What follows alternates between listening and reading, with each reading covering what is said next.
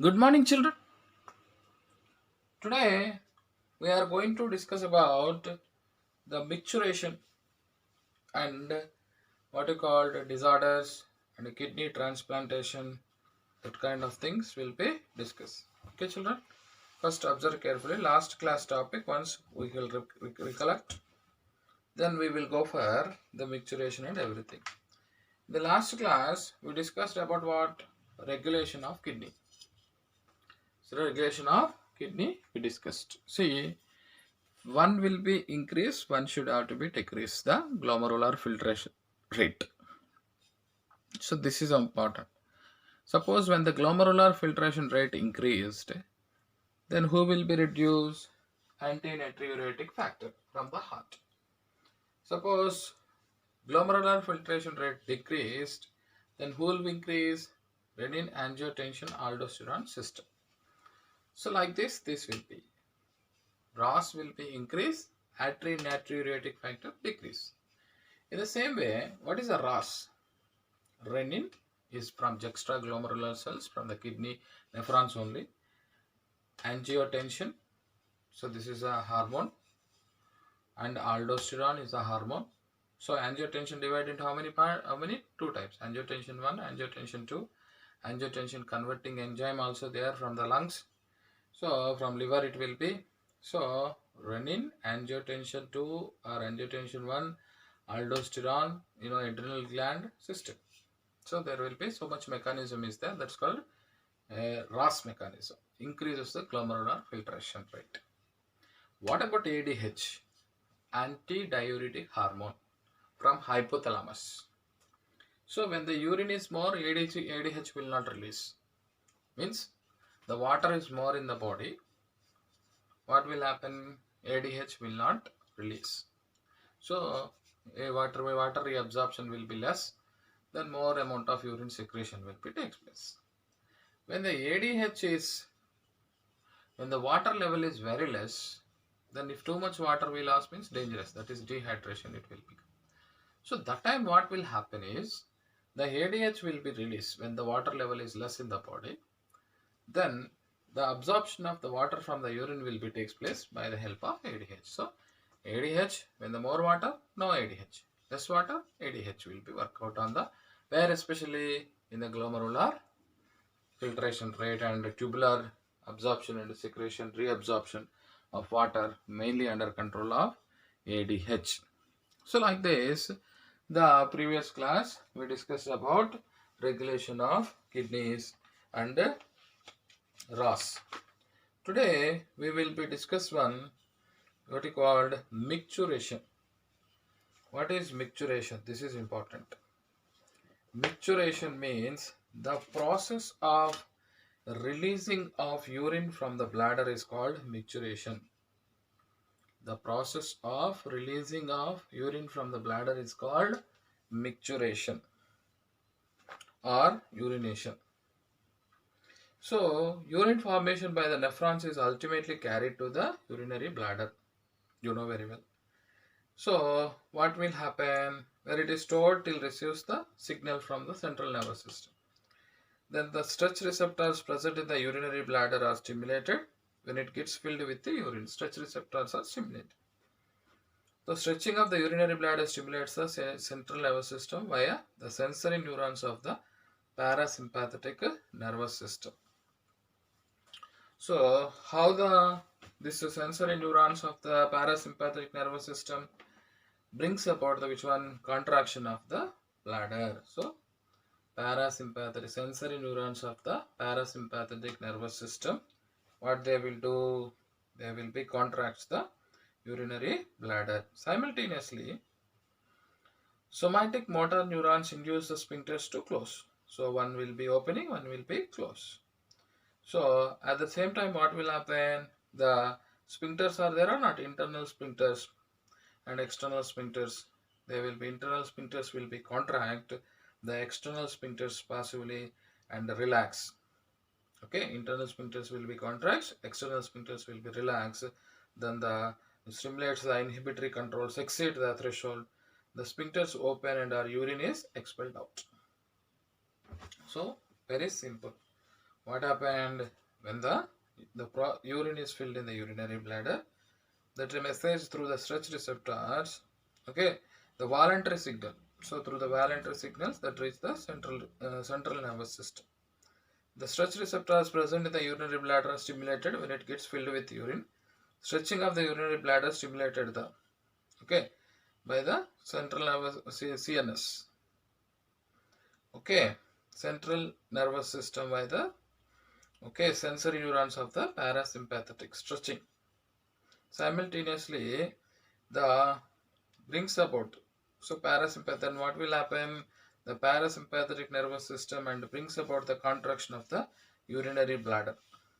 Contraction. So stretching, contraction is the urinary bladder. So voluntary signal. Since CNS receives the voluntary signal when the urinary bladder is filling, simultaneously the parasympathetic nervous system, sensory neurons will ready to what is called contracts the urinary bladder. Simultaneously, somatic motor neurons induce the sphincters. Motor neurons means outgoing, you know very well. Induce the sphincters.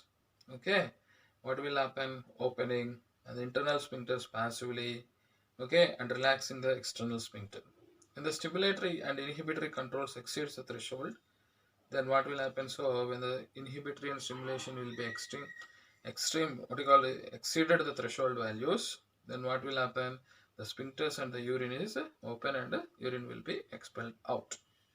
So this is the most important case. Next, adult human on average excretes 1 to 1.5 liters. What is called 1 to 1.5 liters urine per day. The urine formed 1.1 to 1.5 liters of urine per day. The urine formed is a yellow colored watery fluid. Okay, yellow colored watery fluid which is slightly acidic in nature. 6.0. The diet may be causes. If see sometimes when our diet is there, then our diet changes, then pH also vary between the 4.5 to 8.0 and has a characteristic order. The yellow color of the urine is due to the presence of pigment. What is the pigment? Urochrome. So on an average 25 to, an average how much? 25 to 30 grams of urea. Very important bit. How much urea? 25 to 30 grams. So this is the most important, 25 to 30 grams of urea. So in the urine will be takes place. So next one, per day. This 25 to 35 grams per day. It's a neat bit. Last year asked. So next one.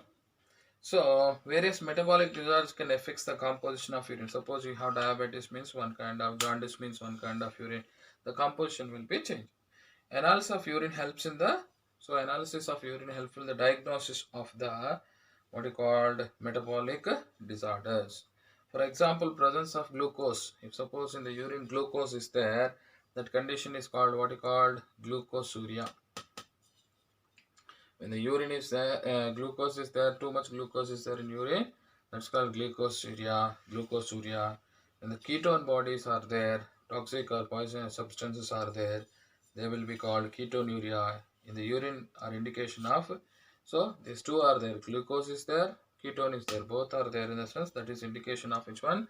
Diabetes mellitus. What do you call that is? Diabetes mellitus. So urine consists of glucose and ketone bodies in the sense that kind of condition will be called, what do you call that condition is called?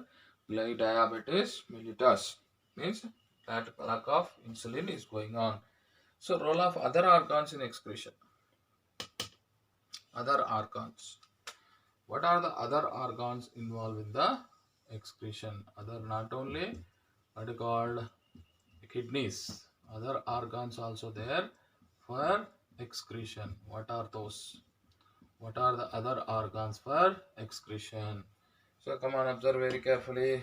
So apart from the kidneys, organs such as lungs, liver, skin help to remove the waste. Our lungs remove large quantities of carbon dioxide, you know very well. So from where we can remove the carbon dioxide? Large quantity of carbon dioxide we can remove by the through the lungs. You know that. So large quantity of carbon dioxide we can remove through the which one? The lungs. That's important. Second one. What is that one? Significant quantities of water every day. So water also will be eliminated by the skin and what you call lungs. Liver secretes a bile containing substances like bilirubin and biliverdin, cholesterol, steroid hormones, vitamins and drugs which are excreted out along with the digestive waste. What liver will do? One liver will secrete a bile containing substances like bilirubin, liver pigments, bilirubin, biliverdin, cholesterol, steroid hormones, vitamins and drugs will all are excreted out through the digestive waste. Sweat and sebaceous glands in the skin eliminate certain waste through their secretions. Sweat. So, skin. What is the skin? Sweat and sebaceous glands in the secretions. Sweat produced by the sweat glands. So, from where the sweat gland is forming? Sweat glands. Primary, it helps to cool the body, and secondary, excess sodium and chloride. Okay, small quantities of urea and lactate also will be eliminated. Sebaceous glands eliminate certain substances like sterols. Okay, sebaceous glands, very important. This one, sebaceous glands. Okay, sebaceous glands. Okay, these eliminate the wastes. What kind of waste? Sebaceous glands eliminate the waste like sterols, hydrocarbons, and waxes through sebum. Okay, through sebum there will be a protective oil covering for the skin. Small quantity of nitrogenous waste also excreted through saliva. See, sebum from the skin. Saliva is there, no? Saliva consists of some little amount of nitrogenous waste also there in the saliva. That's why bad smell will become because of the saliva. So little amount of nitrogenous waste also will be there for the elimination. Okay, through the saliva. So elimination will be takes place little amount of nitrogenous waste also. So that's important. Next come to the disorders related to the excretory system. What kind of problems the people are suffering with this excretory system, or what are the problems are there to excretory system, we will be discussing. Number one, urinary tract infections. Called urinary tract inflammation or infection. Simply we can say, instead of inflammation, you can say infection. Urinary tract infection. So female urethra is very short and its external opening is close to anal opening. So because of that, hence improper toilet habits can easily carry fecal bacteria into the urethra. So what will happen? The urethral mucosa is continuous with the urinary tract, and inflammation of the urethra can lead to urethritis, because the problem is urethritis. So tract cause bladder inflammation, cystitis, or even with renal inflammation, pyelitis, or pyelonephritis. Symptoms include dysuria, painful urination, urinary urgency, fever, and sometimes what is called, very important, sometimes it will be cloudy or blood tinged urinals will be there. So when the kidneys are inflamed, back pain and severe headache often occur. Most urinary tract infections can be treated by antibiotics. So most urinary tract infections can be treated by which one? Antibiotics. So renal failure of the kidney to excrete waste may lead to accumulation of urea with marked reduction of urea. So sometimes kidney will be failed. So excrete waste may lead to accumulation of urea with marked reduction in the urine output. Output of urine will be less, urea will be increased. That condition, when the urea is more, in the sense that condition is called uremia, you know very well. Renal failure of two types, acute and chronic renal failure. In acute renal failure, the kidney stops the functioning abruptly, but there are chances for recovery of kidney infections, acute. In chronic renal failure, there is a progressive loss of functioning of the what we called urea. So progressive loss of the kidneys nephrons, which gradually decrease the functions of the kidneys. Uremia. What is uremia? Uremia is characterized by increase in urea. Uremia means what is that? Increasing of urea and other non-protein nitrogenous substances. What are the nitrogenous substances? You know very well. Uric acid, creatinine in blood. Normal urea level in human blood is just 17 to 30. So normal urea how much? 17 to 30. But this is condition 70 to 30 mg. Okay, mg per 100 ml. Grams per 100 ml. But in the disease case, it will be increase like anything. 10 times is normal. So it is 10 times in disease, 10 times more. So that is a problem. Okay, so during chronic renal failure, renal caliculi. What's the meaning of renal caliculi? Renal caliculi also called as renal stone or kidney stone. What's the meaning of renal caliculi? Renal stone is when some problem is there. Hard stone like mass in the renal tubules or of renal pelvis. It's mainly due to the accumulation of soluble crystals, so sodium oxalates and certain phosphates. Sodium oxalates and certain phosphates will be accumulated. So renal colic pain and can causes scar in the kidneys. Renal stones can be removed by techniques of phyllo. Okay, very important. So this is okay pileotomy or lithotrips. What do you call? Lithophiliotomy or lithotripsy. We can remove the lithotripsy is a very important method to remove the stones, kidney stones. Next, glomerulonephritis. It is also called Bright's disease and it is characterized by inflammation of the glomeruli of both kidneys and is usually due to post-streptococcal infections in the children. Streptococcal bacteria will be causes infection to the glomerulus. Symptoms of hematuria, proteinuria and salt and water retention, oliguria, hypertension and pulmonary edema. So many edema will become. So oligouria, salt and water retention will be takes place. So these all problems are called glomerulonephritis is called Bright's disease. So hematuria, proteinuria, blood is there, salt is there, proteins are there in the urine, oliguria, different kind of substances, more blood pressure. These all are symptoms of which one? Glomerulonephritis. Now come to hemodialysis. Malfunctioning of the kidney can lead to accumulation of urea, right? So toxic substances leading to kidney failure. Such protein toxic urea can be removed from the blood by a process called hemodialysis. A dialyzing machine or an artificial kidney is connected to the patient body. A dialyzing machine consists of long cellulose tube. So you know very well dialysis. Long cellulose tube is there. Okay. So surrounded by the dialyzing fluid. So long cellulose tube consists of surrounded by dialyzing fluid. So all simple diffusion, simple process, very simple process. The high concentrated urea waste materials consists of containing blood pass through this what you called the cellulose tube. Then what will happen? All the high concentrated material will be diffused out, and which one is a good one is there that will be there in the tube, and the tube blood again will be sent back to the through the vein to patient. So the patient blood is drawn from the convenient artery and pumped into the dialysing unit. After adding an anticoagulant like heparin also we will, because blood should not clot. The tiny pores of the dialysis tube allow small molecules such as glucose, salt, urea and enter the water bath, whereas blood cells and protein molecules do not enter these pores. So blood cells do not enter in these pores. This stage is similar to the filtration process of the glomerulus. So the dialysing liquid in the water bath consists of solution of salt and sugar in the correct proportion in order to prevent the loss of glucose. So glucose should not waste. That's why iso condition in dialysis fluid and blood in the glucose and protein part if we see. But excess what is there? Urea and waste materials will be diffused out into the tube to dialysis fluid.